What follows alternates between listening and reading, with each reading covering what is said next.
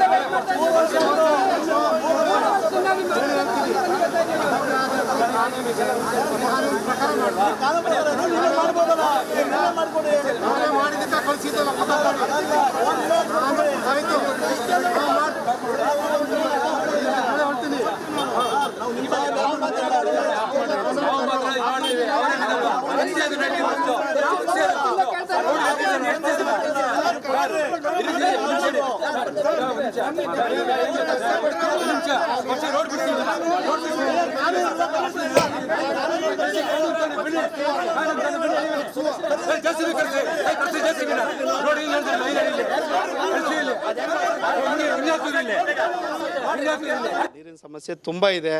MLAಗಳ ಹತ್ರ ಹೋದೋ, ಆಫೀಸರ್ಗಳ ಹತ್ರ ಹೋದೋ, ಅಧಿಕಾರಿಗಳ ಹತ್ರ ಹೋದೋ, ಎಲ್ಲ ಕಡೆ ಲೆಟ್ರ್ ಕೊಟ್ಕೊಂಡು ಬಂದಿದ್ದೀವಿ. ನಮ್ಗೆ ಇದುವರೆಗೂ ನೀರಿನ ಸಮಸ್ಯೆ ತಪ್ಪಿಲ್ಲ.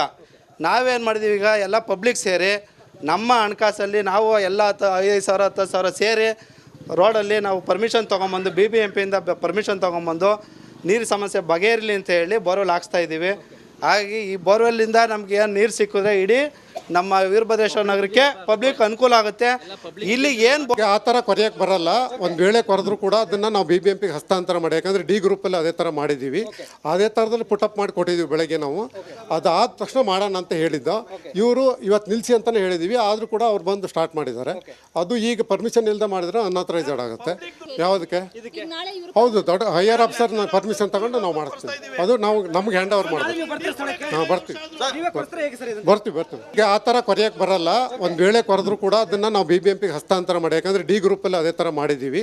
ಅದೇ ಥರದಲ್ಲಿ ಪುಟಪ್ ಮಾಡಿ ಕೊಟ್ಟಿದ್ದೀವಿ ಬೆಳಗ್ಗೆ ನಾವು. ಅದಾದ ತಕ್ಷಣ ಮಾಡೋಣ ಅಂತ ಹೇಳಿದ್ದ ಇವರು ಇವತ್ತು ನಿಲ್ಲಿಸಿ ಅಂತಲೇ ಹೇಳಿದ್ದೀವಿ. ಆದರೂ ಕೂಡ ಅವ್ರು ಬಂದು ಸ್ಟಾರ್ಟ್ ಮಾಡಿದ್ದಾರೆ. ಅದು ಈಗ ಪರ್ಮಿಷನ್ ಇಲ್ಲದೆ ಮಾಡಿದ್ರೆ ಅನ್ಅಥರೈಸ್ಡ್ ಆಗುತ್ತೆ. ಯಾವುದಕ್ಕೆ? ಹೌದು, ದೊಡ್ಡ ಹೈಯರ್ ಆಫೀಸರ್ ಪರ್ಮಿಷನ್ ತಗೊಂಡು ನಿನ್ನೆ ಏನೂ ಇರಲಿಲ್ಲ. BBMP ಅವರೇ ಮಾಡ್ತಾ ಇದ್ದಾರೆ ಅಂತ ಹೇಳಿಬಿಟ್ರು. ಆಯಿತು, ಪರ್ಮಿಷನ್ ಲೆಟರ್ ತೋರಿಸಿ ಅಂತ ಹೇಳಿದ್ವಿ ಅಷ್ಟೇ. ಅದಕ್ಕೇ ಎಲ್ಲ ಇದೆ ಅಂತ ಹೇಳಿಬಿಟ್ಟು ಆಮೇಲೆ ಪೊಲೀಸ್ ಕಂಪ್ಲೇಂಟ್ ಮಾಡಿದ್ರ ಮೇಲೆ, ಅದು ನಾವು ಮಾಡ್ತಾ ಇರಲಿಲ್ಲ ಪೊಲೀಸ್ ಕಂಪ್ಲೇಂಟ್. ಅವರು ಸ್ವಲ್ಪ ಒಂದು 3-4 ಜನ ಅಗ್ರೆಸಿವ್ ಆಗಿದ್ರು ಅಷ್ಟೇ. ಉಳಿದವರೆಲ್ಲ ಓಕೆ, ನೀರಿಗೋಸ್ಕರ ಎಲ್ಲರೂ ಹೊಡೆದಾಡ್ತಿದ್ವಿ. ಪಾಪ ನಾವೇನು ಹೇಳಲ್ಲ ಅವರಿಗೆ ನೀರಿದು ಪ್ರಾಬ್ಲಮ್ ಇದೆ, ಇದಕ್ಕೋಸ್ಕರ ನಮಗೂ ಪ್ರಾಬ್ಲಮ್ ಇದೆ. ನಾವು ಟ್ಯಾಂಕರ್ ಓಡಿಸ್ತಾ ಇದ್ದೀವಿ. ನಿನ್ನೆ ಏನೂ ಇರಲಿಲ್ಲ. BBMP ಅವರೇ ಮಾಡ್ತಾ ಇದ್ದಾರೆ ಅಂತ ಹೇಳಿಬಿಟ್ರು. ಆಯಿತು, ಪರ್ಮಿಷನ್ ಲೆಟರ್ ತೋರಿಸಿ ಅಂತ ಹೇಳಿದ್ವಿ ಅಷ್ಟೇ. ಅದಕ್ಕೇ ಎಲ್ಲ ಇದೆ ಅಂತ ಹೇಳಿಬಿಟ್ಟು ಆಮೇಲೆ ಪೊಲೀಸ್ ಕಂಪ್ಲೇಂಟ್ ಮಾಡಿದ್ರ ಮೇಲೆ, ಅದು ನಾವು ಮಾಡ್ತಾ ಇರಲಿಲ್ಲ ಪೊಲೀಸ್ ಕಂಪ್ಲೇಂಟ್. ಅವರು ಸ್ವಲ್ಪ ಒಂದು 3-4 ಜನ ಅಗ್ರೆಸಿವ್ ಆಗಿದ್ರು ಅಷ್ಟೇ. ಉಳಿದವರೆಲ್ಲ ಓಕೆ, ನೀರಿಗೋಸ್ಕರ ಎಲ್ಲರೂ ಹೊಡೆದಾಡ್ತಿದ್ವಿ. ಪಾಪ ನಾವೇನು ಹೇಳಲ್ಲ ಅವರಿಗೆ ನೀರಿದು ಪ್ರಾಬ್ಲಮ್ ಇದೆ, ಇದಕ್ಕೋಸ್ಕರ ನಮಗೂ ಪ್ರಾಬ್ಲಮ್ ಇದೆ. ನಾವು ಟ್ಯಾಂಕರ್ ಓಡಿಸ್ತಾ ಇದ್ದೀವಿ. ನಿನ್ನೆ ಏನೂ ಇರಲಿಲ್ಲ. BBMP ಅವರೇ ಮಾಡ್ತಾ ಇದ್ದಾರೆ ಅಂತ ಹೇಳಿಬಿಟ್ರು. ಆಯಿತು, ಪರ್ಮಿಷನ್ ಲೆಟರ್ ತೋರಿಸಿ. ಕೆಲವು ದಿನಗಳ ಹಿಂದೆ ಅಷ್ಟೇ ಸಿಲಿಕಾನ್ ಸಿಟಿಯ ಪ್ರತಿಷ್ಠಿತ ಹೋಟೆಲ್ಗಳಿಗೆ ಬಂದಿದ್ದ ಬಾಂಬ್ ಬೆದರಿಕೆ ಸಂಚಲನ ಸೃಷ್ಟಿಸಿತ್ತು. ಈಗ ಮತ್ತೆ ಅಂಥದ್ದೊಂದು ಘಟನೆ ನಡೆದಿದ್ದು ಸಿಟಿ ಜನರನ್ನ ಬೆಚ್ಚಿ ಬೀಳೋ ಹಾಗೆ ಮಾಡಿದೆ.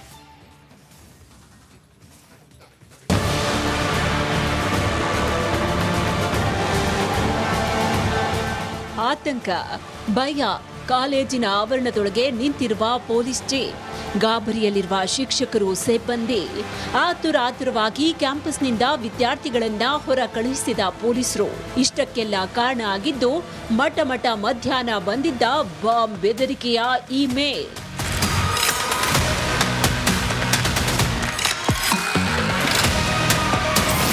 ನಗರದ 3 ಕಾಲೇಜಿಗೆ ಬಾಂಬ್ ಬೆದರಿಕೆ. ಪೊಲೀಸ್ ಬಾಂಬ್ ಸ್ಕ್ವಾಡ್ನಿಂದ ಪರಿಶೀಲನೆ.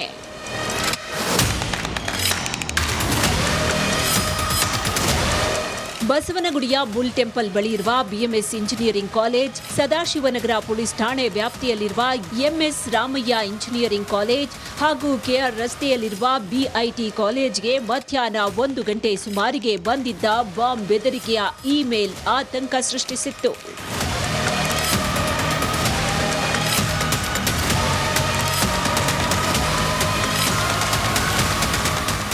ಕಾಲೇಜು ಆಡಳಿತ ಮಂಡಳಿ ತಕ್ಷಣವೇ ಪೊಲೀಸರಿಗೆ ಮಾಹಿತಿ ನೀಡಿದ್ರು. ಕೂಡಲೇ ಬಾಂಬ್ ಸ್ಕ್ವಾಡ್ ಜೊತೆಗೆ ಎಂಟ್ರಿಯಾದ ಪೊಲೀಸರು ಕಾಲೇಜಿನ ಮೂಲೆಯಲ್ಲೂ ಪರಿಶೀಲನೆ ನಡೆಸಿದ್ರು. ಮುನ್ನೆಚ್ಚರಿಕಾ ಕ್ರಮವಾಗಿ ಕಾಲೇಜಿನಿಂದ ವಿದ್ಯಾರ್ಥಿಗಳು ಹಾಗೂ ಸಿಬ್ಬಂದಿಯನ್ನ ಹೊರಕ್ಕೆ ಕಳುಹಿಸಿ ಪರಿಶೀಲನೆ ನಡೆಸಿದ್ರು.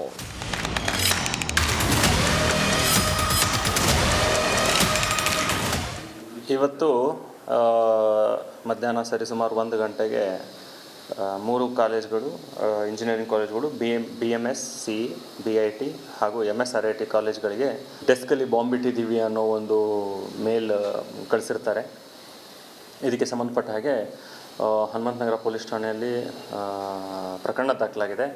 ಹಾಗೂ ಯಾವುದೇ ಅವಘಡಗಳನ್ನು ತಪ್ಪಿಸೋ ಒಂದು ನಿಟ್ಟಿನಲ್ಲಿ 3 ಕಾಲೇಜ್ಗಳಲ್ಲಿ ನಮ್ಮ ತಂಡಗಳು, ಎಕ್ಸ್ಪರ್ಟ್ ತಂಡಗಳು ಸ್ಥಳದಲ್ಲಿದ್ದು ಪರಿಶೀಲನೆ ಮಾಡ್ತಾ ಇದ್ದಾರೆ. ಅದರ ಜೊತೆಗೆ ಈ ಮೇಲ್ ಎಲ್ಲಿಂದ ಬಂದಿದೆ ಹಾಗೂ ಯಾರು ಕಳಿಸಿದ್ದಾರೆ ಅನ್ನೋದ್ರ ಬಗ್ಗೆ ಒಂದು ಪತ್ತೆ ಹಚ್ಚೋ ಒಂದು ಕ್ರಮ ಮುಂದುವರೆದಿದೆ. ಇದೊಂದು ಹುಸಿ ಬಾಂಬ್ ಬೆದರಿಕೆ ಅಂತ ತಿಳಿದು ಬಂದಿದೆ. ಈ ಸಂಬಂಧ ಹನುಮಂತನಗರ ಪೊಲೀಸ್ ಠಾಣೆಯಲ್ಲಿ ದೂರು ದಾಖಲಾಗಿದೆ.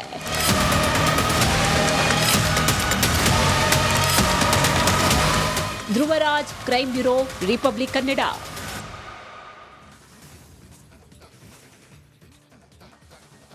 ಇವತ್ತು ದರ್ಶನ್ ಜಾಮೀನು ಅರ್ಜಿಯ ವಿಚಾರಣೆ ಸಿಟಿ ಸಿವಿಲ್ ಕೋರ್ಟ್ನಲ್ಲಿ ನಡೆಯಿತು. ಹಿರಿಯ ವಕೀಲ ಸಿವಿ ನಾಗೇಶ್ ಅಬ್ಬರಕ್ಕೆ ತನಿಖಾಧಿಕಾರಿಗಳೇ ಕಕ್ಕ ಬಿಕ್ಕಿಯಾಗಿದ್ರು.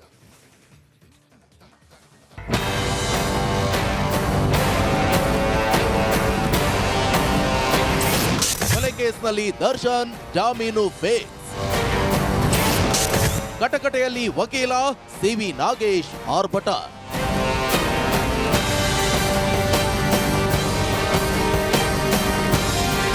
ರೇಣುಕಸ್ವಾಮಿ ಕೊಲೆ ಕೇಸ್ ಸಂಬಂಧ ಇಂದು 57ನೇ ಸಿಸಿಎಚ್ ಕೋರ್ಟ್ನಲ್ಲಿ ದರ್ಶನ್ ಪರ ಸಿವಿ ನಾಗೇಶ್ ವಾದ ಮಾಡಿದ್ದಾರೆ. ಕೋರ್ಟ್ನಲ್ಲಿ ದರ್ಶನ್ ಪರ ವಾದ ಮಾಡಿದ ಹಿರಿಯ ವಕೀಲ ನಾಗೇಶ್ ತನಿಖಾಧಿಕಾರಿಗಳಿಗೆ ಏರಿಳಿಸಿದ್ದಾರೆ. ಚಾರ್ಜ್ ಶೀಟ್ನ ಪ್ರತಿ ಪಾಯಿಂಟ್ಗೂ ಕೂಡ ಪಾಯಿಂಟ್ ರೈಸ್ ಮಾಡಿ ತನಿಖಾಧಿಕಾರಿಗಳನ್ನ ಕಕ್ಕಾಬಿಕ್ಕಿ ಮಾಡಿದ್ದಾರೆ. ಈ ಮಧ್ಯೆ ವಕೀಲ ಸಿವಿ ನಾಗೇಶ್